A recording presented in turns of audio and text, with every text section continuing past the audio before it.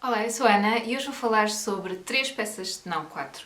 Olá, eu sou a Ana e hoje vou falar sobre 4 peças de teatro de Anton Chekhov. Estas peças estão num livro da Relógio d'Água, é o livro que está no thumbnail e eu vou colocar agora uma imagem. Então, como eu estava a dizer, a edição é da Relógio d'Água e a tradução é de Nina Guerra e de Filipe Guerra. Eu penso que eles serão os principais tradutores a partir do russo cá em Portugal, porque pelo menos traduziram uma série de livros que eu tenho de escritores russos. Segundo a contracapa do livro, são as 4 principais peças de teatro escritas por Anton Chekhov.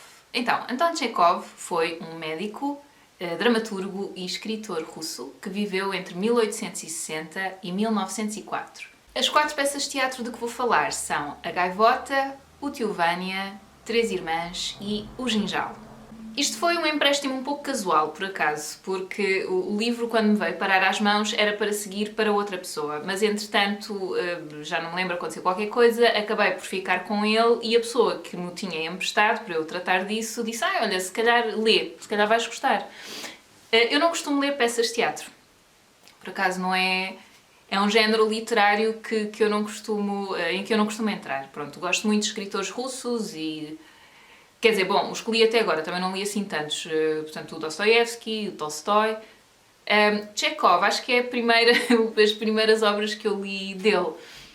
Há assim um lado um pouco... É engraçado, porque eu acho que eles têm isso em comum, pelo menos os poucos que eu li até agora, e eu li sobretudo o Dostoiévski. E tenho várias apreciações aqui no canal desse escritor, de livros desse escritor. E então, uma coisa que eu acho que eles têm um pouco em comum é um lado bastante dramático das personagens, que passam do 8 ao 80, assim com uma rapidez e uma facilidade que eu às vezes penso, caramba, nós é que temos a fama, os portugueses, não é, de sermos latinos e assim sangue quente, mas os russos, olá lá, quer dizer, bom, pelo menos na minha experiência de leitura até agora, enfim, isto agora foi um à parte. Eu vou começar por falar então das obras por ordem que as li, não é? E vou começar pela Gaivota, tenho aqui assim alguns apontamentos, sobretudo datas e tal. Então, a Gaivota foi publicada em 1896 e no livro está como comédia em 4 atos. Portanto, como eles fazem é... Tem o título, depois por baixo o que é, portanto, e neste caso dizia comédia em 4 atos, e depois tem uma lista das personagens. O que eu fazia era, quando começava a ler o primeiro ato, pronto, e via as primeiras personagens, ia ver quem era. Portanto, isto se calhar não vos interessa, mas eu vou-vos dizer a minha metodologia. Então, eu, em vez de... Porque eu experimentei fazer isso e não resultou. Portanto, em vez de tentar decorar quem eram os personagens, começava a ler a peça de teatro, via quais eram os personagens, ia ver quem eram e continuava a ler. Quando aparecia uma nova, eu ia ver quem era e assim sucessivamente. Pronto. E percebi que isso resultou melhor comigo, porque eu acho que sou uma leitora um pouco ansiosa, um pouco impaciente, pronto. E então este tipo de método resultou melhor comigo. Na peça de teatro, A Gaivota, o cenário é um cenário rural, estamos numa herdade, portanto a herdade é de Sorin, um homem idoso, solteiro, e que tem lá como convidados a sua irmã, uma atriz assim reconhecida, que está acompanhada do seu... É namorada, acho eu. Bastante mais novo do que ela, isso é referido na peça de teatro. Está também com o seu filho, o Treplev, e depois há outras personagens, enfim, satélite, que também são importantes e que também aparecem bastante. Eu não vou fazer a lista de todas as personagens, ok? Até porque apercebi-me agora que não anotei os nomes delas, mas também não acho muito importante para aquilo que eu vou dizer sobre a peça, não é? É óbvio que elas serão importantes também, claro, contribuem para a cena e para construir a cena e para dar o ambiente, e não só isso, pronto, são personagens que têm a sua própria personalidade, obviamente. É muito engraçado ler uma peça de teatro imaginando a peça em cena, mas... Eu devo dizer que eu primeiro estava a fazer esse exercício, mas depois de repente já não estava. Estava só a ler diálogos e as didascálias e a imaginar como se estivesse a ler um romance. Bom, basicamente apercebi-me a dada altura que já não estava a tentar fazer esse exercício de imaginá-los em palco, porque as didascálias são aquelas indicações, não é? De como se posicionam em palco, que tipo de cenário é que está em palco, etc, etc. Mas a verdade é que a dada altura, para mim, eu estava a imaginá-los mesmo lá. nessa herdade. Por exemplo, no caso da Gaivota, mas isto depois aplica-se a qualquer uma das outras peças de teatro que eu depois li a seguir. E eu achei isso muito engraçado. É claro que, por outro lado, isso pelo menos também se passa comigo, se eu vou ao teatro ver uma peça e a peça consegue envolver-me, não é? Eu consigo esquecer-me que estou no teatro, isso acontece também, não é? Portanto, eu imagino-me naquele sítio que eles estão a descrever ou que está representado no cenário. Às vezes não é um cenário tão figurativo ou tão descritivo ou tão clássico, não é? Se é um cenário um pouco mais abstrato, mesmo assim às vezes acontece os atores e a encenação e não sei o que levarem-me para aquele universo, para aquele mundo, pronto. Mas realmente eu pensava, não sei porquê, que ia sentir outra coisa diferente ao ler uma peça de teatro e a dada altura apercebi-me que estava a ler como se fosse um romance normal. Quer dizer, não vi diferença nenhuma. O facto até de serem, sobretudo, diálogos, porque há muito diálogo, as didascálias são bastante pequenas, portanto a parte mais descritiva, acaba por ser até um texto depois também muito dinâmico. Sneak! O que é que tu estás a fazer?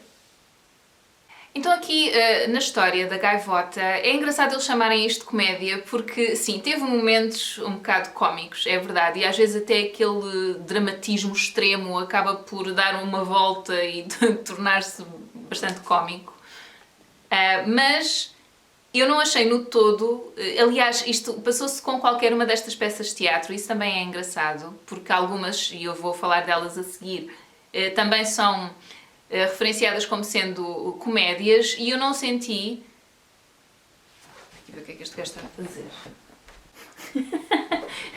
Smic. Ok, Smic estava lá dentro a brincar com um saco de plástico e eu tive que o ir arrumar. Nós não costumamos deixar sacos de plástico à solta, isto porque o Smic uma vez quase se enforcou num. Eu vou-vos mostrar o Smic, porque eu falo dele muitas vezes e mostro muito poucas vezes. Está aqui este malandro. Oh, malandreco.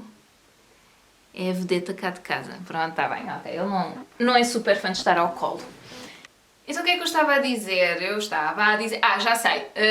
Portanto, mesmo aquelas peças, e isto acontece em algumas das outras peças de que eu vou falar, eles referem-se à peça de teatro como sendo uma comédia e eu em nenhuma altura achei, isto eu ri mais gargalhadas do início ao fim, isto é giríssimo, ou sei lá, senti o espírito mais cómico da coisa. Não, há sempre um sentido subjacente de bastante angústia e algum sofrimento e até... Enfim, agora já vos estou a dar os pontos que ia dar no fim, portanto vou parar. Portanto, que eu acho que são pontos que acabam por unir um pouco as peças umas às outras. Enfim, são temas um pouco recorrentes nas peças de teatro, pelo menos na minha perspectiva. Aqui o que me chamou mais a atenção em A Gaivota, portanto, nós temos o filho da atriz, o Treplev, que é sobrinho do Sorin, portanto, o dono da herdade. Ele está a preparar uma peça de teatro, uma apresentação assim caseira para as pessoas da herdade, os convidados que lá estão, o caseiro, etc. Ou o administrador, não é o caseiro, é o administrador da herdade. Portanto, é um evento assim pequeno, vamos lá, mas o Treplev está ali muito empenhado e convida a Nina. Portanto, a Nina é filha de um proprietário também rico, rural, ali da zona, e ela é muito... a própria história dela é um pouco trágica, portanto, a mãe dela morreu, a mãe dela era quem tinha a propriedade, pertencia à família da mãe, ficou para o pai, que entretanto se casou novamente, e a Nina ficou sem nada. Portanto, também completamente dependente do pai, sendo que o pai e a madrasta são uma presença forte, mas invisível, porque nós nunca os ouvimos, eles nunca aparecem. Pronto, mas a Nina, ao ir representar nesta peça do Treplev, portanto ela será jovem, acho que tem 19 anos, agora não tenho a certeza, mas é muito jovem. O Treplev será um bocadinho mais velho, talvez, mas olhem, também não tenho a certeza, mas 20 e tais, mas eles andam ali mais ou menos pela mesma idade. E ela vai representar na peça do Treplev. O Treplev eu acho que é a personagem com mais presença na peça de teatro. Ele é também o mais sofrido, ele está com um problema muito grande de identidade, ele quer muito criar, não é? Quer muito escrever, mas ele quer sobretudo ser levado a sério, ou seja, parece-me que o seu desejo de escrever e de criar algo está muito dependente da opinião dos outros e de como os outros o veem. A mãe dele, que é a tal atriz célebre, é muito autocentrada, é muito egocêntrica, portanto ela não compreende o filho e também não quer compreender, parece-me que é assim... é quase como se fosse mais uma personagem na grande peça de teatro que é a vida dela, portanto é assim um bocadinho irrelevante, vá. E ele tem muitos ciúmes, o filho, tem muitos ciúmes do namorado da mãe, porque o namorado da mãe é já um escritor bastante reconhecido e bastante afamado. Pronto, e depois ainda por cima o Treplev, que tem uma paixonite pela Nina, percebe que a Nina está fascinada por esse tal escritor, pelo tal namorado da mãe. Portanto, cria-se ali assim uma situação um bocado complicada e ainda mais a acrescentar ainda mais a angústia do Treplev. Entre o segundo e o terceiro ato, acho que é aí, passam 2 anos, é muito engraçado também ver a evolução das personagens nesse tempo. Engraçado não será a palavra mais adequada porque a evolução é para pior, assim no geral é para pior. E eu acho que é uma peça que fala muito sobre um bocado a crueldade da vida. O facto da vida ser impiedosa. Pronto, por muitos sonhos que tu tenhas e por muito... e neste caso aqui eu acho que a personagem que representa mais o sonho e a esperança e tal é a Nina. E ela leva uma chapada de todo tamanho da vida e o Chekhov não é muito manso a explicar as diferenças que ela sofre, não é? Até mesmo fisicamente, por tudo o que a vida lhe pôs no caminho e as situações que foram acontecendo, algumas que ela obviamente tem responsabilidade, porque ela depois a dada altura foge da casa dos pais, ou do pai, para ir atrás do escritor e ir atrás de uma carreira como atriz e as coisas não lhe correm muito bem. E eles reencontram-se depois na herdade, portanto o cenário é sempre a herdade de Sorin, é sempre um cenário rural. Portanto, apesar de eles chamarem isto comédia, e talvez a comédia esteja sobretudo no tio de Treplev, no Sorin, na mãe de Treplev, porque aquilo depois chega a ser um bocadinho ridículo, a forma como ela é tão egocêntrica também. O médico é a personagem bonacheirona. Aliás, em todas estas peças, eu acho que é em todas, há sempre um médico. Pronto, o médico nesta peça, o que é engraçado porque o Chekhov era médico, acho que era mesmo médico de província. A pessoa que me emprestou o livro, quando eu lhe devolvi, disse isso. E tal, ele era médico, e eu, se calhar por isso é que havia tantos médicos nas peças. Havia sempre um médico em cada peça de teatro, e eu acho que eles eram um bocado diferentes uns dos outros. E ele, pronto, ele disse, se calhar é por aí, ou ele escreve baseado nas suas próprias experiências também como médico de província e tal. E eu, olha, ok, não fazia ideia. E depois é que realmente apercebi-me que havia sempre um médico. O médico na Gaivota é um médico bonacheirão.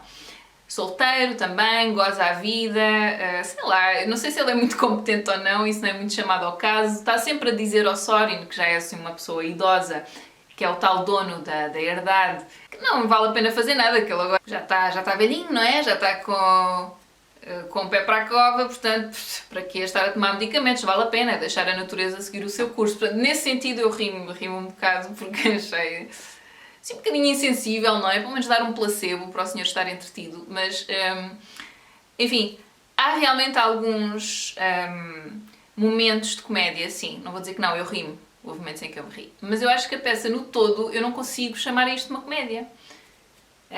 Porque tem muitas coisas tristes e difíceis de digerir.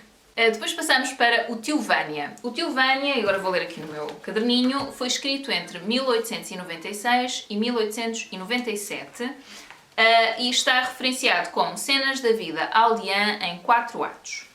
Então, em O Tio Vanya, há um professor catedrático já reformado que se muda para a quinta ou para a propriedade da mulher, que é onde nós estamos, não é? Nesta vida aldeã. Ele, entretanto, casou-se novamente, portanto, ele seria viúvo, teria ficado viúvo, depois ficou a tomar conta da propriedade a filha dele e o cunhado dele, portanto, o irmão da falecida mulher, que é o tal Tio Vanya. Entretanto, voltou a casar-se com uma mulher muito mais jovem, muito bela, que se chama Helena, e eles mudam-se então para a tal propriedade. A filha deste professor catedrático chama-se Sónia. Nós nesta propriedade vamos encontrar, para além do professor e sua mulher, o tio Vânia e a Sónia, Também um outro médico, neste caso já é um médico poeta, vamos lá, também um ou outro empregado. Portanto, o regresso do professor catedrático altera um pouco a rotina da quinta. De repente o tio Vânia, que se empenhava imenso, o que é que acontece então? O professor catedrático estava lá não sei onde, não sei se em Moscovo, se em São Petersburgo, em alguma grande cidade, alguma universidade, sinceramente não me estou a lembrar, eu não anotei. Mas enquanto ele estava lá, não se pode dizer que ele fosse assim um professor muito afamado, mas enquanto ele estava a tentar progredir na sua carreira, o tio Vânia e a sua sobrinha estavam a trabalhar na quinta, portanto, sendo que depois enviavam muitos dos lucros do negócio da quinta para o pai da Sónia, portanto, para o tal professor. E o tio Vânia, quando a peça de teatro começa, está revoltado. Ele deixou de trabalhar, portanto, está tudo a cair muito em cima dos ombros da Sónia, da sobrinha dele, porque ele de repente apercebeu-se que gastou a vida toda dele a trabalhar para uma pessoa que não só não reconhece esse esforço, esse sacrifício, como ainda por cima não, não surtiu nenhum resultado, quer dizer, ele não se tornou num professor afamado ou reconhecido, enfim, seja o que for. Portanto, parece que inicialmente, quando esse tal professor se casou com a irmã do tio Vânia, havia muitas esperanças depositadas na carreira dele, esperanças essas que me parece que ele também terá alimentado, mas depois, entretanto, não deu em nada. É verdade, estava-me a esquecer, está lá também a sogra do professor, portanto, a mãe do tio Vânia, sendo que a sogra do professor admirou imenso também. E isso nela não diminuiu, portanto, essa admiração não diminuiu. Só o tio Vânia é que de repente ficou muito revoltado. Para isso também terá contribuído, talvez, o facto de ele se ter apaixonado pela Helena. Aliás, diga-se de passagem que esta Helena, coitada, quer dizer, apaixonaram-se todos por ela, o médico também. Ela, entretanto, parece que se arrependeu um pouco de se ter casado com este professor, que é muito mais velho do que ela. Deixou-se levar também... Parece que, eu não sei muito bem, mas parece que este professor tem uma espécie de aura. Não sei se é, portanto, a impressão com que me ficou, apesar de eu não achar que seja assim a personagem principal da peça, a impressão com que eu fiquei é que será uma pessoa que impressiona muito inicialmente, porque terá, sei lá, uma forma de falar, uma forma de se expressar muito intelectual e, enfim, que fascina, talvez, à primeira, eu não faço ideia. Porque parece que muitos deles passaram por essa fase, mas entretanto a Helena cansou-se, percebeu que aquilo é um bocado fogo de vista, e depois também o facto, lá está, dele ser muito mais velho também influencia ela. Enfim, precisa de mais dinamismo, mais vivacidade na vida dela, digamos. O tio Vânia também, entretanto, cansou-se, também está cansado. E então parece isso, parece que toda a gente está um bocadinho cansada deste professor, exceto o médico. Ele é um bocado indiferente. Ele está apaixonado por Helena, não está assim muito interessado no professor. A única pessoa que parece manter esse fascínio pelo professor é a sogra dele. Pronto. E há assim alguns momentos de tensão e momentos assim de cenas em que as pessoas chegam a um ponto. Há uma cena em que eu senti isso, em que o tio Vânia passa-se um bocado. Passa-se completamente. Mas o professor, eu não vos vou dizer também para não tirar a surpresa se vocês decidirem ler a peça de teatro, mas o professor também esticou-se um bocadinho, o senhor era um bocado insuportável. Pronto. E depois tinha a mania, é isso, estou-me a lembrar, ele tinha a mania que era assim o supra-sumo da barbatana, toda a gente tinha que estar ali para o servir, não é? E para, enfim, para o deixar pensar, e não façam barulho, estão a ver o estilo. Pronto, enfim. E então achei até uma peça de teatro com essas partes um pouco divertidas, mas é isso, é muito engraçado a forma como a tragédia e a comédia interagem tão bem, porque são dois extremos, eu acho, que depois acabam por interagir muito bem nestas peças de teatro, em qualquer uma delas. Vou falar-vos em seguida, então, da peça Três Irmãs. Três Irmãs foi publicada em 1901 e está referenciada como drama em 4 atos e passa-se numa cidade da província. Esta peça foi a que mais me impressionou das 4. E porquê? Porque nós estamos a falar de 3 irmãs, portanto a Olga, que é uma professora, a Masha, que eu não sei bem o que é que ela faz, mas está casada já, e a Irina, que eu penso que será a mais nova e Quando a peça começa, ela não faz nada, ou seja, não tem ocupação, mas depois começa a fazer alguns trabalhos. E tem um irmão, e eu agora sinceramente eu não vos consigo dizer se o irmão é o mais novo. Dá-me a sensação que ele, se não é o mais novo, é dos mais novos. Enfim, e é ele que toma conta da propriedade onde elas estão. O sonho destas três irmãs é sair desta cidade de província. Elas querem ir para a cidade, querem ir para Moscovo. É assim aquele sonho que elas acalentam. E estamos quase a peça toda com as três irmãs a expressarem esse desejo, mas parece que a vida vai passando por elas, vai empurrando-as e elas, na maior parte das vezes sem querer, só porque tem que ser, porque não têm alternativa, vão fazendo o que têm que fazer, mas não querem fazer. Portanto, a Olga torna-se a diretora da escola, mas ela não queria. A Masha queria partir com outro personagem e deixar o marido, não consegue. E o marido parece que é o pior. Ai meu Deus, a sério, aquele homem enerva-me porque ele não reconhece o sofrimento da mulher. Ela também não tem, enfim, não tem coragem de se separar, vamos lá. Mas ele finge que está tudo bem. Ele não se chateia com ela, ele sabe o que é que se está a passar, portanto não é que ele esteja a ignorar, não, ele sabe o que é que se está a passar, ele sabe que a mulher está apaixonada por outro, mas eu acho que ele sabe no seu íntimo que ela está presa no casamento, então é uma espécie de pateta alegre e sonso, sabe? É daqueles que se faz de muito querido, mas ele sabe que está ali, que ela está presa. E nós sabemos, é assim, eu não tenho a certeza, mas é isso que me parece. Por isso é que eu acho que esta peça me impressionou tanto. Eu sinto que as três irmãs estão presas ali. A Irina também acaba por ver no casamento, ela não se quer casar. Ela não tem interesse nenhum, não está apaixonada por ninguém. Pronto, há um homem que a adora e tal, então anda sempre ali a rondar. Há um outro também que tem uma admiração muito grande por ela. Mas ela não tem esse interesse. Pronto, não... É uma chatice, pá, porque naquela altura as mulheres realmente, para conseguirem sair das situações, tinham que casar. Quer dizer, a solução era essa. Isso é horrível. Agora que eu penso nisso. Eu sei que as coisas não estão perfeitas agora, mas ouçam, o que nós evoluímos, pelo menos aqui mais no Ocidente. Porque eu nem quero imaginar, são sempre coisas que me impressionam muito. A mulher ter que se sujeitar, ter que se casar, depois tinha que ter relações sexuais com aquela pessoa e isso choca-me. É uma coisa a que as mulheres depois se calhar também se acomodavam e pronto, para tentar sobreviver a isso e pronto, e estou-me a perder um bocadinho, não é? Estou-me a perder um bocado. Perdi-me um bocado, exato. Mas esta peça impressiona-me por causa disso. Pronto, a Irina lá decide, ok, eu para sair daqui eu vou ter que me casar, então aceita casar-se, depois acontecem lá uma série de outras coisas, não vos vou dizer. Mas estas mulheres estão presas ali. O irmão, que está a tomar conta da propriedade, joga, portanto desbarata enfim, a herança e não toma conta da propriedade como deve ser. Porque eu penso que elas teriam também, agora não tenho a certeza, mas elas teriam alguma esperança que ele, em tomando conta daquilo, elas se pisgassem. Mas as coisas não acontecem assim. Depois ainda por cima ele casa-se com uma mulher que...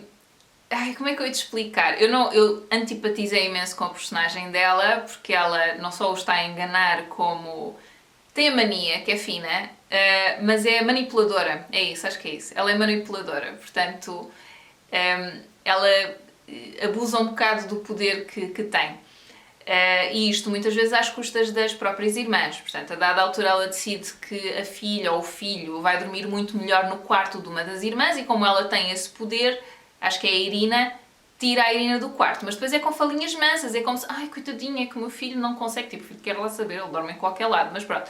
Ela começa, o meu filho para dormir bem e tal precisa de ser no seu quarto. E a Irina, ai desculpe, nho, nho, nho, nho, nho. E a Irina sabe que, enfim, não lhe pode fazer frente e acaba por sair e as pessoas vão aceitando tudo. Eu acho que esta peça enerva-me porque as pessoas vão aceitando tudo e a vida vai passando e parece que não tem parte ativa, pá. Falta ali aquele dinamismo, aquela parte proativa de tentar mudar a situação e tentar mudar as circunstâncias. Isto enerva-me, mas por outro lado o contexto é completamente diferente, o contexto histórico é completamente diferente. Portanto, também me dá a sensação, por outro lado, que elas não tinham hipótese. pronto. Mas também não tenho a certeza. Aqui também há um médico, sim, só que este médico, eu acho que é bastante mais velho, e é...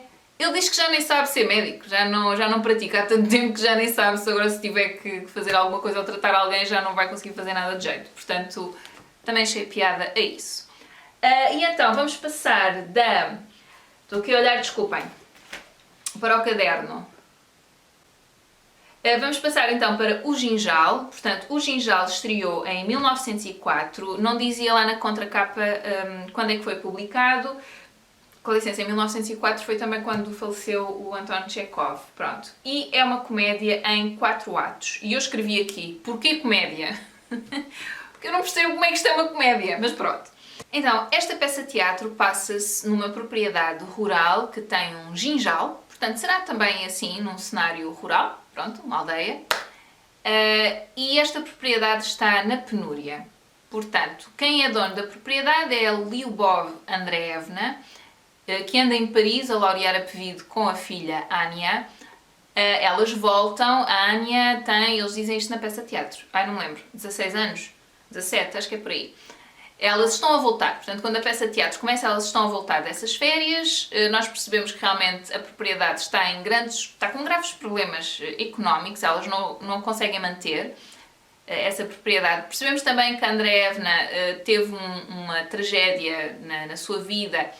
Portanto, ela é viúva e o seu filho morreu, ela tinha um filho mais novo, não sei se era mais novo, mas que morreu afogado no lago lá da propriedade. Portanto, ela tem essa tragédia na sua vida.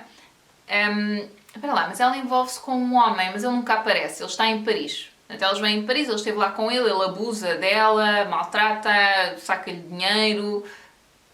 Ela, apesar de ter tão pouco dinheiro, esbanja e dá a toda a gente que lhe pede, o que mexe muito com os nervos da sua filha adotiva, que é a Vária, que é quem está a tomar conta da propriedade. E a dada altura temos o Liopakin, acho que é assim que ele se chama. Não, Lopakin, que é um comerciante rico que vive ali naquela zona e que lhes sugere que eles vendam o Ginjal para as pessoas, sei lá, colocarem lá umas casas de férias, uma coisa assim. Mas a Andreevna, ela é muito resistente a vender a propriedade, portanto ela quer ficar com a propriedade, mas depois não sabe como geri-la. Pronto, tem um irmão que é o Gaev, que tem uma outra propriedade, parece-me que será mais pequena ali na zona também, ele também não a pode ajudar. Portanto, eles parecem todos muito incapazes de gerir uma propriedade tão grande. Pronto. E a história acaba por rodar à volta disso. Vendemos, não vendemos, o que é que fazemos? Devo dizer que esta aqui também se diz que é comédia, exato. Não percebi bem esse lado do comédia, achei os personagens um bocado exasperantes, aquela coisa de não querer encarar a realidade da sua situação. E depois também alguma insensibilidade por parte de outras personagens, de não perceberem de não perceberem porque é que estava a ser tão difícil para aquela família desfazer-se da propriedade ou tentar vendê-la, ou etc. E depois também o facto de, depois como tudo se passa, não haver quase uma redenção, portanto não haver... digamos que esta peça não acaba muito bem na minha perspectiva e parece que nada muda nas personagens. Parece que estas coisas vão acontecendo e não acontece nada ao mesmo tempo. As personagens não... vivem noutro planeta, vivem noutra dimensão. Eu aqui estou a falar sobretudo da Lyubov Andreevna, sim. Ela parece viver numa outra dimensão. E isso exaspera-me. Estava-me a enervar bastante, pronto.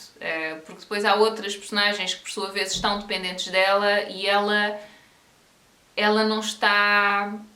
ela não admite isso para si mesma, portanto, ela não percebe isso, se calhar, que tem aquelas pessoas sob a sua responsabilidade, portanto, a Anya, a Vária. A Anya é mais nova e está... pronto, tudo bem, olha, não dá aqui, dá noutro sítio. Acho que tem assim um ponto de vista um pouco mais esperançoso, apesar de tudo. A Vária é aquela de quem eu tenho mais pena, não é? Que se sacrifica e que farta-se de trabalhar, tentar manter a herdade de pé e gerir as coisas e não consegue. Ela na verdade não tem esse poder, portanto ela fica nesse lugar para porque é preciso alguém estar nesse lugar e acaba por ficar ela, não é? De gerir as coisas, tem as chaves todas, ela tem assim um cinto com umas chaves das portas todas da herdade, da propriedade, da casa, etc. Mas ela na verdade não tem poder nenhum, é isso. Também é uma personagem que vai um pouco ao sabor do vento e consoante para onde a vida a atira. Bom, ela é muito trabalhadora, tem isso do lado dela, porque nunca ficará sem nada, em princípio. Ela não tem problemas em fazer outros trabalhos menos, sei lá, com menos estatuto, não é? Porque ela ali era filha adotiva, mas depois também era governanta da casa, portanto logo isso aí é muito estranho. Mas é uma personagem triste, então foi aquela assim que mais me impressionou e com a qual eu senti mais empatia. Pronto, a Vária. Enfim, e pronto, ouçam, estas são as 4 peças de teatro, cada uma delas reduzida assim ao mínimo, muito resumida. Eu depois anotei aqui algumas coisas que eu achei aqui no meu caderno. Anotei assim algumas coisas que me chamaram a atenção. A idade provecta de algumas personagens, portanto, e eram sempre empregados, tinham 80 e tal anos. Portanto, o que é que o Chekhov nos está a tentar dizer? Está-nos a dizer que para vivermos muito tempo temos que servir alguém? Não, estou a brincar, não faço ideia. Mas achei piada, porque quer dizer, neste finais do século XIX não seria muito comum ter pessoas a viver até aos 84, 87. E depois eram sempre empregados, pessoas que estavam ali a servir e a fazer alguns trabalhos pesados também. Então achei isso curioso, não sei se tem algum significado mais transcendente. Mas eu também acho que há uma glorificação do trabalho, mas é por parte de outras personagens. E isto acontecia também às vezes ou acontece às vezes também nos livros do Dostoiévski. Há uma vertente política. E eles falam da Rússia e falam do trabalho na Rússia e dos mujiks, não é? Que seria uma espécie dos nossos agricultores, penso eu. Pessoas que trabalham arduamente, que têm um trabalho muito difícil e que depois na escala social estão lá muito em baixo. E depois são personagens que falam muitas vezes também da glorificação, lá está, do trabalho, trabalhar ser uma coisa boa, positiva. E depois misturam aqui também a identidade russa, e que eu acho que é um tema também recorrente, e que achei um tema recorrente. Portanto, há sempre uma ou outra personagem que fala de política, ou que fala de identidade russa. Esta questão da identidade eu acho que está muito presente também em cada uma destas peças de teatro. Logo na primeira, que é a Gaivota, esta questão da identidade está muito presente no Treplev, eu acho. Portanto, ele sofre muito com aquilo. Mas lá está, eu acho que é uma personagem que sente-se muito dependente da opinião dos outros. Ele é prisioneiro da opinião dos outros. Ele não escreve só por si, porque sente esse chamamento, ele quer a glória, parece-me isso. Então, torna-o muito mais suscetível ao sofrimento. Não é? Acho eu, não é? Estar tão dependente dos outros para se sentir bem. Pronto, mas voltando aqui atrás, então, acho que esta questão do trabalho e da identidade russa está muito presente. Às vezes as próprias personagens são muito críticas daquilo que acham ser a identidade russa.